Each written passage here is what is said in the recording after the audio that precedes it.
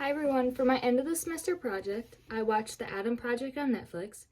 This is a science fiction action comedy movie about a time traveling fighter pilot named Adam Reed. Adam steals a time traveling plane from 2050 and tries to travel back in time to 2018 to find his father in order to prevent time travel from ever being invented. Unfortunately, Adam crash lands at his former home in the year 2022, gets hurt, and damages his plane. He is discovered by his 12-year-old self, and over the course of a couple of days, the two Adams get to know each other. Fix the time-traveling plane, deal with some personal issues, and have time to escape the very RoboCop-looking bad guys from the future Saurian technologies. The two Adams end up having to travel back further in time to find their father in 2018 in order to convince him to destroy his early work on time travel research. The Adams, with their father's help, are able to destroy 2018 Saurian facilities, which prevents time travel from being further developed. The Adams are able to save the future together and figure out a lot about themselves in the process. My paper focuses on a couple of topics about interpersonal communication. The first topic that I tackled was temperament versus personality. I thought that this would be a great topic to look at because I had the opportunity to see the young Adam and the old Adam in order to determine who they were the same and different. It turns out that they are very similar in their communication styles. In order to learn more about temperament and personality, I read a paper by Amanda Wright and Joshua Jackson called Childhood Temperament and Adult Personality Differentially Predict Life Outcomes.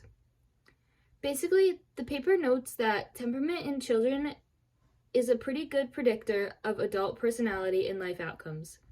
For example, being compliant as a child is a good predictor of agreeableness in adulthood, which is pretty much what we see in the Adam Project. The young Adam is not compliant, and the old Adam is not an agreeable person. I also read Culture, Temperament, and Social and Psychology Adjustment by Jin Yin Chen to support this topic. Next, I looked at the conflict style of avoidance throughout the movie. Both of the Adams use the conflict style of avoidance to get out of tough conversations. I read the article, There's No Away, Where Do People Go When They Avoid Interpersonal Conflict by Dale and Jessica Marie Hampel. The article helped to explain some different styles of conflict avoidance. The two that I saw primarily in the movie were topic avoidance, topic shift, and demand withdraw interactions. Throughout the movie, the Adams use topic avoidance and topic shift to get around talking about difficult things. One great example of this is when young Adam goes completely silent when his mom is trying to talk with him about improving his behavior. The old Adam uses demand withdraw to escape his father's questions when they are in the hotel room in 2018.